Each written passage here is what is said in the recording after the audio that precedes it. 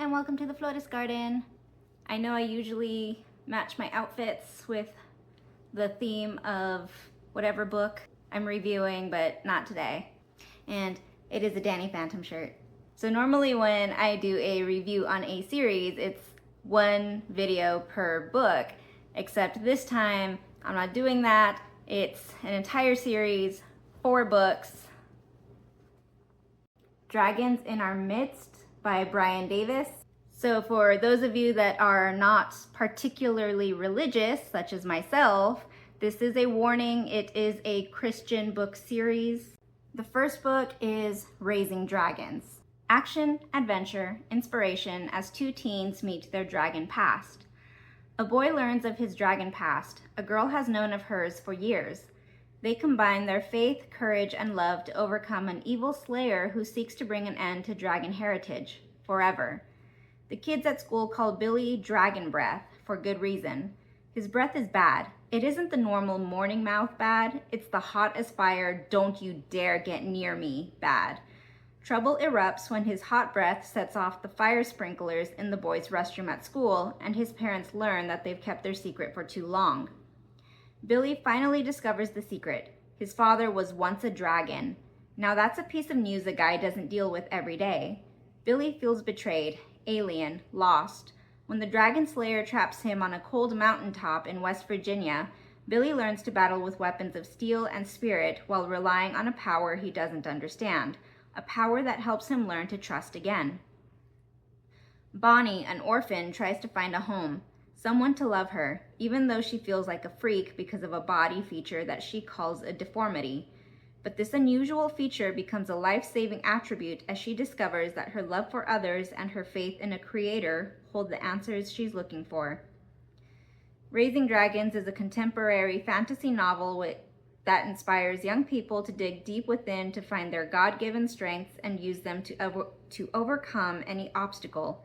It is both a hair-raising modern-day adventure and a glimpse into another world, a world of knights, dragons, and fair maidens. So when it said that it's a glimpse into a modern world, this book was published in 2004, which, as of right now in 2025, that was 21 years ago. Oh, jeepers, I'm feeling old. The synopsis alone gives away the entirety of the book. Like, I'm really not kidding. I reread the story, and then I went back and reread the synopsis, and I just pretty much gave you the entire plot. So, however, I did summarize the lengthier part of the plot just to fill in those little gaps, you know. So, the main character, Billy, he has dragon breath. Literally, he can breathe fire. And his new friend Bonnie has dragon wings, which she hides in a backpack. Billy's dad, Jared, was a dragon, and Bonnie's mom, Irene, was also a dragon. And they also had like dragon names back in their former dragon lives. Jared was Clefspear and Irene was Hartana. Both of the dragons come back from the time of King Arthur, which was like centuries ago. And back then, during King Arthur's time, they were turned human by Merlin. So this part, it can be argued that it was magic that turned them into humans. But since it's a religious Christianity book, it's not magic. It was a miracle of God. But I will personally argue that it was magic. The reason that they turned human was because there was a dragon slayer named Devin chasing them and trying to kill the dragons. So when they turned human, Devin wasn't aware of that. So he just thinks like, oh, the dragons disappeared. But then he later finds out, oh no, they were turned into a human. So now I'm hunting humans in order to kill the dragons. Because in Devin's mind, dragons are evil. But it's emphasized over and over again throughout these books that the dragons were not evil. Yes, there were some bad dragons, but that small number of bad dragons painted all of the rest of the dragons in the world as evil. So keeping that in mind, that they started off in the King Arthur time, that King Arthur aspect is brought into the modern, again, this is 2004 world. And I'm not gonna lie, I first read these books when I was about 12, 13, so like shortly after they were published. Again, I am old and I'm feeling it right now, especially looking back on this. Anyways,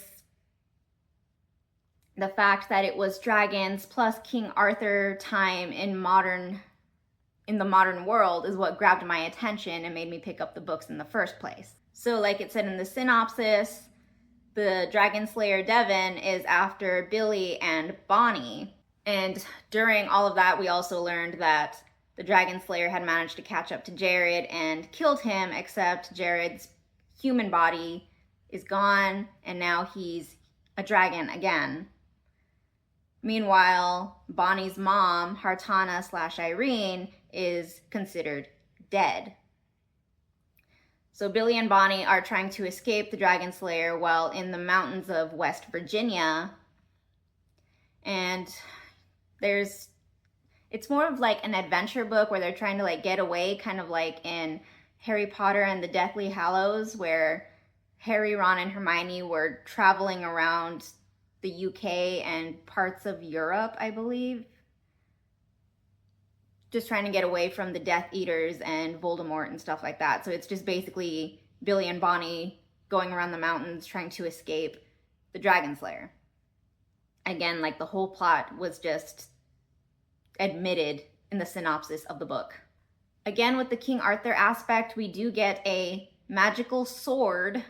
I say magical, but again, this is a Christianity book. Excalibur.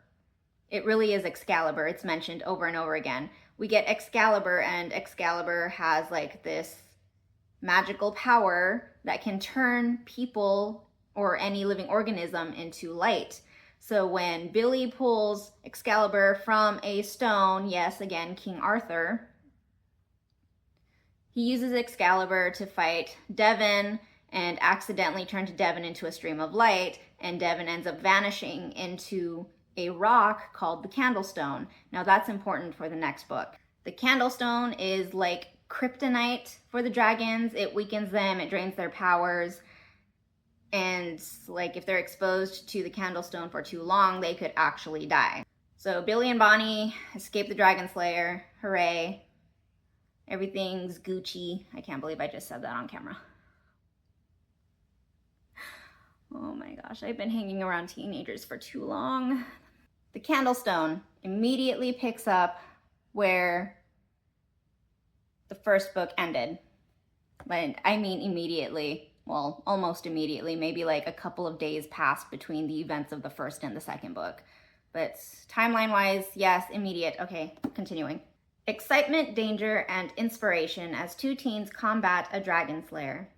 The Candlestone is a contemporary fantasy novel, the second in a series of books for preteens and young adults. This series inspires young people to pursue faith, courage, and love, and to dig deep within to find their God-given strengths, no matter how difficult the circumstances. The first book, Raising Dragons, plunged two teenagers, Billy Bannister and Bonnie Silver, into mind-boggling mysteries, life-or-death pursuits, and deadly sword-to-sword battles. In The Candlestone, a mysterious book leads Billy into mortal combat with a powerful dragon slayer. Separated from his friends and finding his dragon traits useless against his enemy, he has to rely on new weapons, a sword, and shield he cannot even see. A scientist lures Bonnie to his laboratory with the amazing news: her mother is still alive. He sends her to retrieve her mother from the Candlestone, that strange paralyzing gem that absorbs light, and with it the strength of dragons and their offspring. The Candlestone is also a prison that captures people who have been transformed into light energy by Excalibur, King Arthur's great sword. When Bonnie enters the stone, she learns that many disembodied souls have fallen prey to the gem's power. But no one has ever escaped. Her only hope is for Billy to overcome the Dragon Slayer and find a way into the Candlestone and, more importantly, a way out. Billy and Bonnie face their greatest fears as they battle powerful enemies, ancient fiends from times long past, and the horrors of the blackest of prisons, captivity within the walls of an of unearthly darkness, the crystalline tomb of the Candlestone. The Candlestone is the second book in the contemporary fantasy series Dragons in Our Midst. It is a hair-raising modern-day adventure and a glimpse into another world, a world of knights, dragons, and fair maidens. Again, modern from 21 years ago. And you can tell by reading it because it's like flip phones and pretty much ancient technology. Oh my gosh. And again, the synopsis alone pretty much gives away the entirety of the book.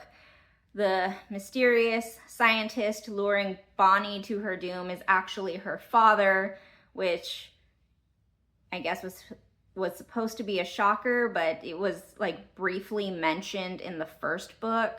It was like one of those things that's mentioned in passing, and that information kind of sticks with you when you're moving on to the second book, so it's not really a shocker when evil scientist daddy shows up and says, hey, your mom's actually alive and trapped in the Candlestone. You know, the Candlestone, the exact same one that Devon the Dragon Slayer is trapped inside of. Just a little reminder on that bit.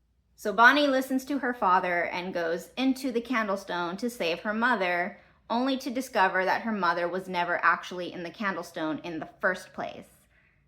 Evil scientist dad was working with Devon this entire time. In fact, it is brought up later that scientist dad had sold out his wife and daughter to the Dragon Slayer for scientific advancement, because he was well aware that his wife and daughter both are dragons, or in Bonnie's case, half dragon, and he was curious about their regenerative properties, like the healing and stuff. So he would take some blood from Irene and blood from Bonnie and like study it to see how it worked and how it would affect humans. That way, you know, humans can have a way to regenerate faster, heal faster, live longer. So it was all for scientific advancement. Which, like, the logical part of me is thinking that's actually not a bad idea, but to frame him as like an evil scientist because of science, and science is against religion, I guess. I don't know. But like, if he had asked his wife and daughter in advance, like, hey, is it okay to experiment on your blood? I swear not to like expose where all of this is coming from. That would have been fine. But no, it's like he's an evil person because he took their blood. And I'm like, he's a jerk, but I wouldn't say evil. So Billy just kind of thinks like, hey, I don't trust Bonnie's real dad. Like, he seems kind of skeezy, and I have a feeling that he's lying about the whole thing. So I'm going to follow them across the country. Actually, it went from West Virginia to Montana, which isn't like, it is kind of far, but also not if you look at a map of the United States, but we're not gonna go there. So we also meet another dragon child. Her name is Ashley, but we don't find out that she's also a dragon child until later, and she also doesn't have like prominent abilities like Billy and Bonnie. Her dragon ability is that she is super smart. She's like a human supercomputer. But while reading through the books again, I'm like, hey, she's like a female version of Sherlock Holmes, the way her brain works and everything. That's so cool, and I love it. It turns out that Ashley has a second ability, which is also not very prominent. She can heal people, but we don't learn about that ability until the very last book of the series. This was actually my least favorite book of the entire series. Like, even when I was a kid reading these, I did not like it as much as the others. I'm not much of a sci-fi person. Like, I know, shocker, I don't like Star Wars, I don't like Star Trek. I just could not get into it. And I can already hear the Star Wars fans getting on my case. Trekkie fans are more accepting, on my opinion. At least the ones I've met have never given me grief for not liking sci-fi stuff. Anyways, All of the science involved in this I found dragging, extremely dull. I could not focus through a majority of the book back when I was like 12, 13, and now as an adult, like I spaced out so bad because I did not care about the science. I wanted dragons, I wanted King Arthur, I wanted sword fighting. Number 3, The Circles of Seven. Circles of Seven is a contemporary fantasy novel, the third in a series of books for preteens and young adults.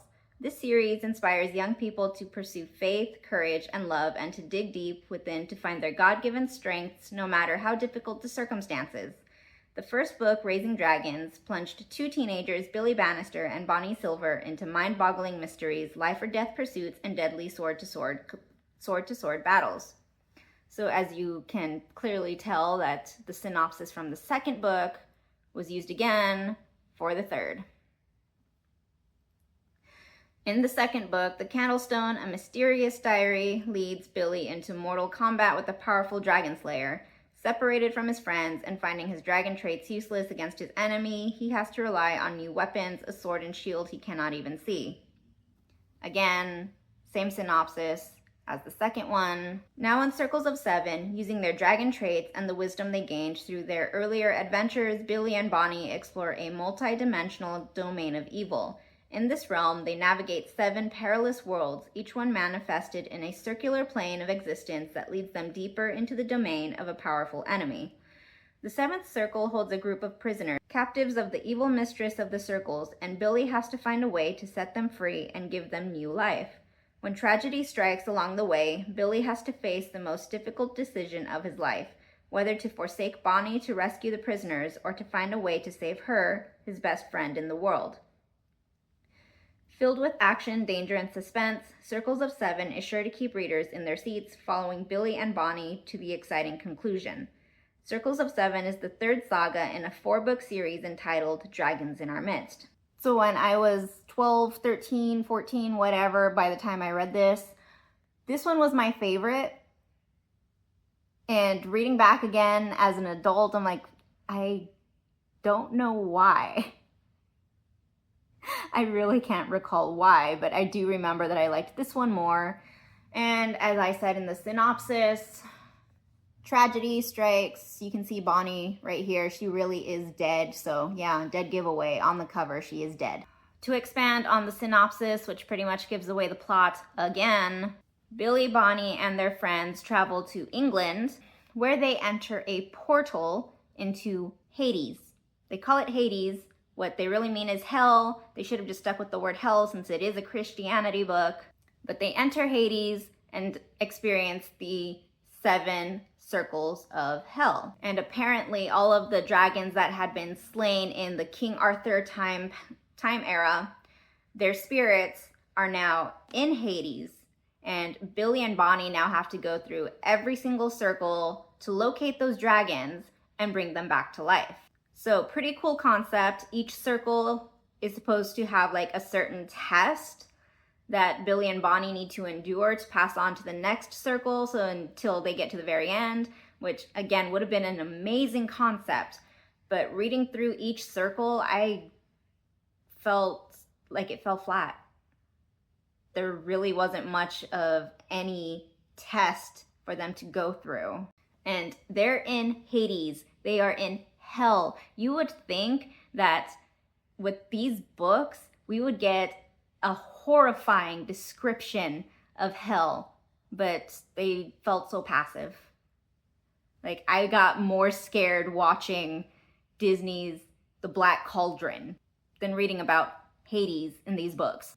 So a majority of the dragons were trapped in a specific circle of hell. I don't remember if it was number 6 or 7.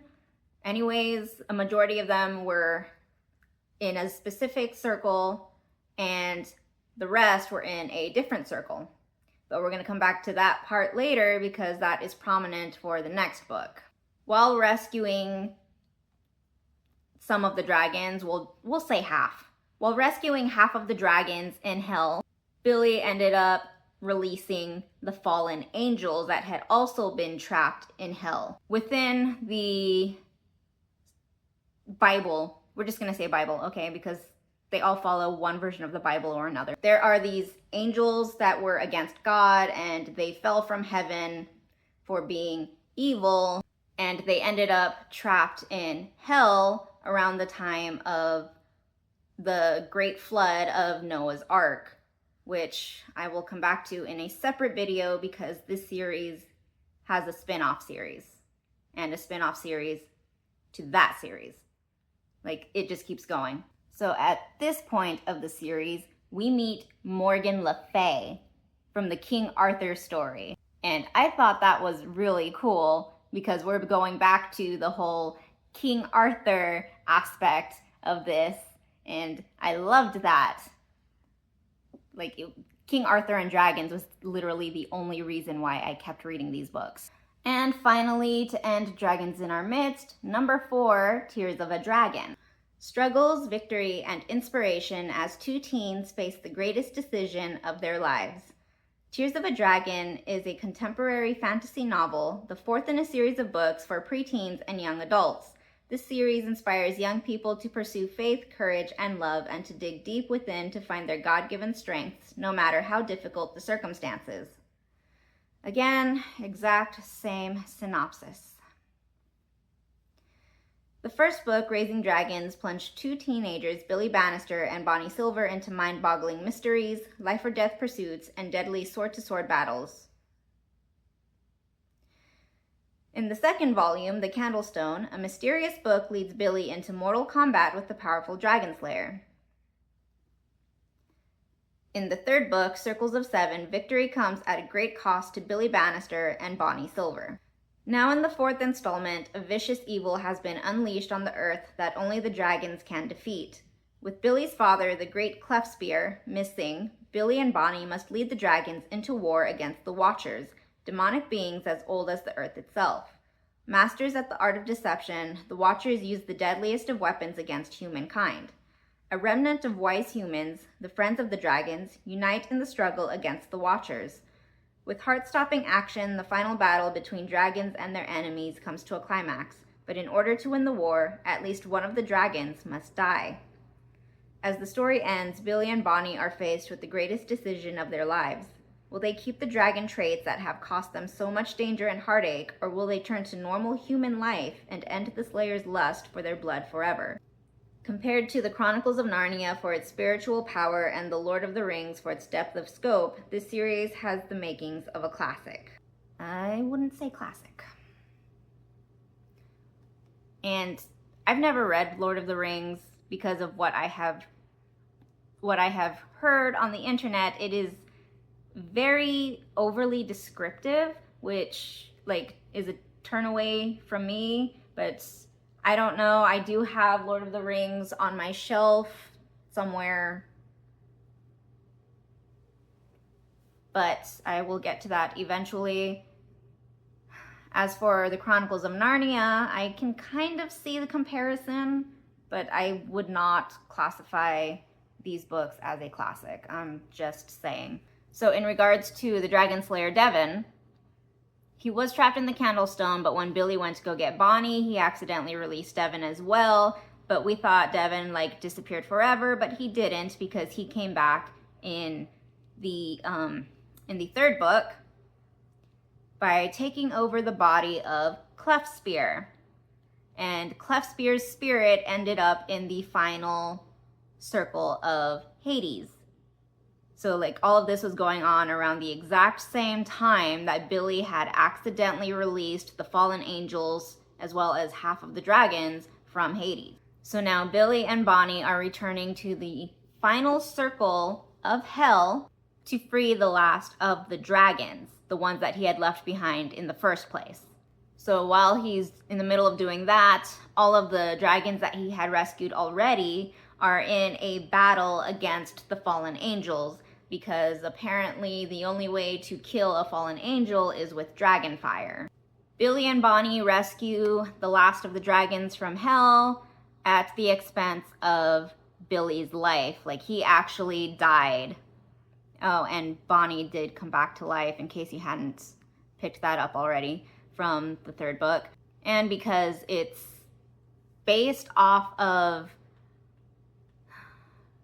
the story of Jesus. Billy is the dragon's version of Jesus. So he dies and is resurrected. Yeah, there's like a lot of parallels between King Arthur and Jesus within these series. And again, I was mostly focused on the King Arthur and dragons aspect of the whole thing. So after Billy and Bonnie rescue the rest of the dragons, those that had been left in the final circle of hell, all of their spirits went into heaven. They didn't even get a chance to live, which was so unfair considering the other half of the dragons got to come back to life, but whatever. So after they killed Morgan Le Fay and the fallen angels, and happy ending, hooray, everybody gets a happy ending, except for the dragons that didn't get to come back to life. The dragons that were alive were given a choice to either be human or dragon. All but one turned human. The only dragon left behind, her name is Thegosia. She is Ashley's mother, Ashley, who was mentioned back in the Candlestone.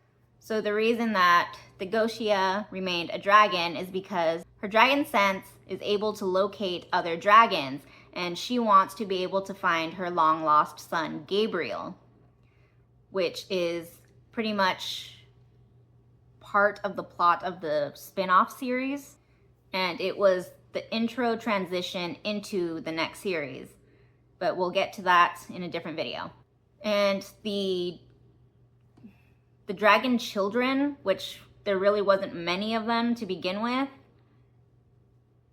they also got a choice between being human or being dragons. Billy became a human. Bonnie, I actually can't remember at this point, and I'm pretty sure it was mentioned what her choice was in the spin-off series. But again, I'll get to that when I get to that.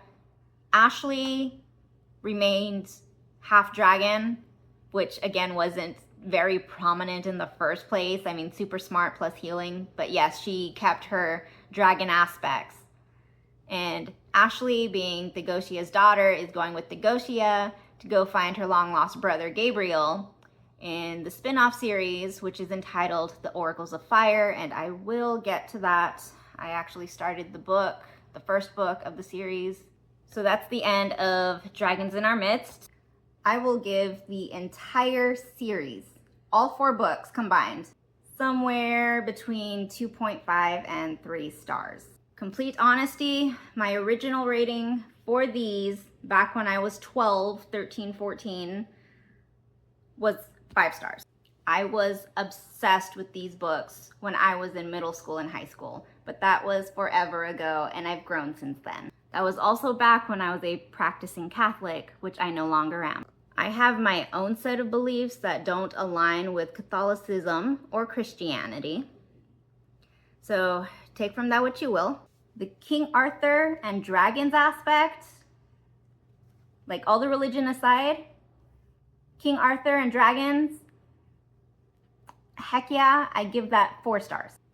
Again, religion aside, speaking from a reader's point of view, Brian Davis spoon feeds us information as well as questions.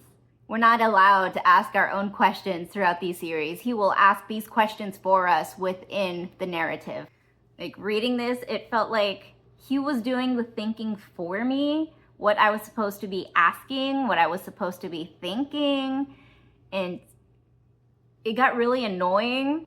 The whole point of me reading books is for me to ask the questions. I don't need you to ask the questions for me, okay? Like, let me think for myself, or am I not allowed to? Because I'm a girl. By the way, these had some pretty sexist scenes. Like, it's okay for Billy and Walter and all of the other men in the books to be doing the hard work, Meanwhile, Ashley, Karen, Marilyn, and all the other girls had to sit back and go, yay boys, go do the work, go fight monsters and stuff while we sit here and cheer because that's what we're good for. Back to the religion part. There was a lot of Bible verses and prayers and preaching within the books. So I ended up getting a massive headache with how many times I was rolling my eyes within 5 pages. For the writing style, other than Brian Davis spoon feeding us all of the information, almost every other sentence in here was a simile to something else, or it was a metaphor, and it was so annoying. Like, I don't need a simile for every other sentence. I want like an honest description about something. Say that the boulder was 20 feet high. You can write that in a book saying, oh yeah, the boulder was 20 feet high. But no, he's like, the boulder was the size of a 2nd-story house. And I don't need that many similes. Come on, okay? I'm not in middle school anymore. I don't need to think about what the difference is between a simile and a metaphor. Not to trash similes and metaphors. They are great in writing, but sparingly, not all the time. And then the dialogue with the characters.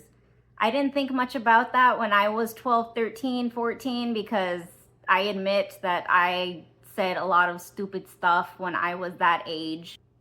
But the dialogue in these books, I didn't get secondhand embarrassment. I got firsthand embarrassment. Like, even the adults talking, I'm like, you're trying way too hard to be modern. Okay, this is coming from a teacher who spends a lot of time around teenagers. I pick up the slang pretty quickly. I try to avoid the slang too, because I know coming out of my mouth, it sounds pretty stupid. And a lot of the dialogue in here was slang from like the 70s, and this takes place in 2004, 2005. And then some of the slang from back then wasn't much better either, I'm going to admit that, and I grew up during that time. So normally when I read a series, I always get excited about moving on to the next book, but with these books in particular, I couldn't. I was struggling so bad to get through these, which is funny when I think about it, because when I was in high school and middle school, I cruised through these books so quickly. Like, I finished these within 1 or 2 months. In fact, I read all 8 books within 2 months. And the first book of the next series is like pretty thick, like almost 800 pages or something like that. I actually don't know. I'll look at it later.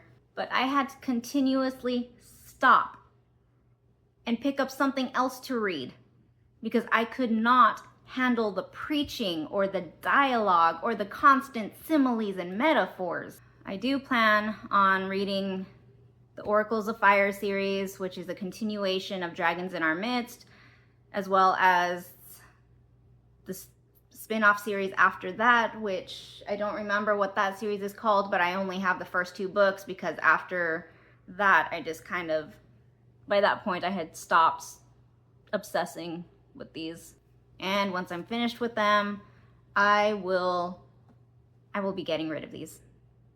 I'm getting rid of my entire Brian Davis collection because I cannot handle the preaching anymore. And I know you're wondering, why am I going to continue reading these if I don't enjoy them?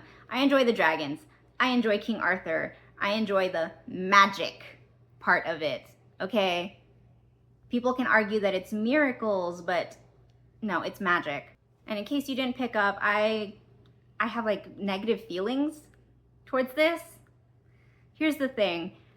Brian Davis was constantly preaching in his books that just because you're different, aka a dragon, and people see you as evil or doing something evil, it does not mean you are evil. But you know what? Never meet your heroes, especially when they don't practice what they preach. So that's all I have to say on Dragons in Our Midst. If you're curious to read these on your own, go for it. I'm not gonna stop you. I was just giving my opinion, and if you don't like it, then go somewhere else. I'll see you next time. Bye.